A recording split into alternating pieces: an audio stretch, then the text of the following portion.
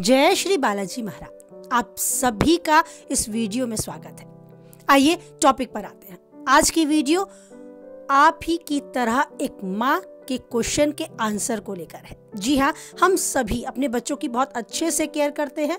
अगर इस बीच कहीं कुछ ऐसा लगता है जो एक परेशानी का विषय है, उनके सर्वांगीण विकास में अवरोध उत्पन्न करता है, तो वो विषय आप मुझसे डिस्कस जरूर कर सकते हैं। जैसे कविता जी, कविता उपाध्याय मेरठ से, उन्होंने अपने बच्चे को लेकर एक क्वेश्चन मुझ तक पहुंचाया।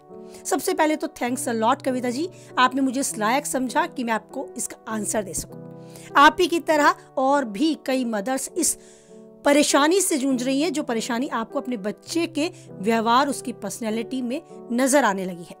आइए टॉपिक पर आते हैं। आपका क्वेश्चन था कि आपका बच्चा बहुत ज्यादा सेंसिटिव है, बहुत ज्यादा भावात्मक रूप से जुड़ाव महसूस करता है अपने आसपास की चीजों को लेकर, और वो बहुत जल्दी रोने लगता है। सबसे मेन जो टॉपिक है वो यही है कि वो रोता बहुत है। मीन्स अपनी बातों को व्यक्त करना उसे उतने अच्छे से नहीं आता जितना ज्यादा उसको रोना आता है। मतलब रोना उसको आसान लगता है, बट वो अपनी बातों को व्यक्त नहीं कर पाता। हो सकता है मैं आपके इस क्वेश्चन को ठीक से एक्सप्लेन ना कर पाई हूं, लेकिन हाँ, वो भाव आप तक जरूर पहुंचे होंगे जो क्वेश्चन के रूप में आपने मुझ तक पहुंचाया। तो अगर आपका बच्चा जो अभी क्लास 7th में है अपनी बातों को अच्छे से व्यक्त नहीं कर पाता, या फिर कहे कि बहुत जल्दी रो पड़ता है, तो उसका कहीं ना कहीं कारण आपके साथ भी जुड़ा है। पहला, या तो आप या बच्चे के पिता या घर में जो भी बच्चे के साथ ज्यादा कनेक्ट है, ज्यादा जुड़ाव महसूस करता है, वो एक पर्सन खुद से सेंसिटिव है, खुद से भावात्मक रूप से इस नेचर का है, यानी इमोशनल है। अगर आप खुद काफी इमोशनल है तो ऑटोमेटिकली बच्चे में वो गुण आते हैं जो उनके माता या पिता में होते हैं। इमोशनल होना कोई अवगुण नहीं है, लेकिन बहुत ज्यादा इमोशनल हो जाना उसकी खुद की पर्सनैलिटी में एक अवरोध उत्पन्न जरूर कर सकता है। उसे और बच्चों से कुछ अलग या हीन भावना वाला महसूस जरूर करा सकता है।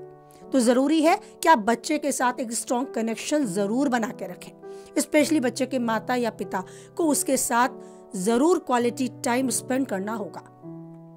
क्या क्या पूरे दिन में हुआ, उससे उसके बारे में बात करनी होगी। धीरे धीरे वो सारी बातें निकल कर आने लगेंगी जो वो छुपाता है या जो वो ठीक से बता नहीं पाता, या वो बातें जो उसके मन में कहीं ना कहीं जगह बना बैठती हैं। उसने आपके परिवार के किसी जन के साथ व्यवहार देखा, बट वो उसे चुप होकर सिर्फ रह गया। मतलब उसने एक्सप्लेन नहीं किया कि क्या कुछ गलत था, क्या कुछ सही, या उसे ऐसा स्पेस चाहिए था कि वो अपनी बात को व्यक्त कर पाए, लेकिन उसकी बात किसी ने सुनी ही नहीं। ऐसी बातें जब उसके मन में जगह लेने लगती हैं, तो वो ऐसी नेचर में आ जाता है कि उसका रोना सबसे पहले आता है बाहर। मैं खुद अपनी बात बताऊं, आज मैं काफी अच्छा बोलती हूँ, मतलब एक आत्मविश्वास मुझ में है, और इस पे मुझे प्राउड है कि मैं बहुत ज्यादा अच्छे से अपनी बात को एक्सप्लेन कर पाती हूँ। लेकिन पहले ऐसा नहीं था। पहले क्लास में जब मैं पढ़ती थी, अगर किसी ने चोरी कर ली और क्लास टीचर बहुत डांट के बोल रही है किसने चोरी करी, तो मैं कांपने लगती थी। मुझे लगता था कि शायद मैडम मुझे मान रही है चोर। बस बेवजह मेरे आंसू टपकने लगते थे, बल्कि मुझे खुद को पता होता था कि मैंने चोरी नहीं की। तो ऐसा व्यवहार था मेरा, मुझ में कॉन्फिडेंस था ही नहीं, मैं अपनी बात को कह ही नहीं पाती थी और रोने लगती थी। तो जरूरी नहीं अगर बच्चा आज ऐसा है तो आगे भी ऐसा रहेगा। ये बदलता रहता है, उसको बदलना पड़ेगा, और उसके लिए आप एक कड़ी का काम करेंगे। उस नेचर को बदलने के लिए उसके साथ एक स्ट्रॉन्ग कनेक्शन बनाएं। हर बात उसके मुंह से निकलने लगे एक ऐसा कनेक्शन, और खुद से भी अच्छी अच्छी बातें, हंसी मजाक की बातें उसके साथ शेयर करें। और सबसे जरूरी बात ये कि जब भी आपको लगे बच्चा अपसेट है, ऐसा कुछ बताता है जो उसे हर्ट हुआ है, आप उसे समझाएंगी कि कोई बड़ी बात नहीं हुई। बस आप ये जरूर उसे कहेंगी, ऐसा हुआ, इट्स ओके, ये संभाला जा सकता है, इसको ऐसे हम संभाल सकते हैं। अगर वो उस चीजों को संभालना सीख जाए, उनसे बाहर आना सीख जाए, तो बस वो मेंटली स्ट्रांग हो जाएगा और रोना नहीं आएगा, अपनी बात को रखना उसे आ जाएगा। करके देखें, एक छोटी सी सलाह है, माने कुछ दिन इसको फॉलो करें। अगर आपको लगता है बच्चे में चेंज आया, एक कॉन्फिडेंस लेवल बढ़ा, अपनी बात को रखने में वो आगे आने लगा, तो बस मेरी ये वीडियो सफल होगी। अगर कुछ हद तक आप इस वीडियो से सहमत रहती हैं तो प्लीज चाहूंगी कि आप और सुनने वाले हर व्यूअर सहमति यानी लाइक करके अपनी सहमति मुझ तक पहुंचाएं।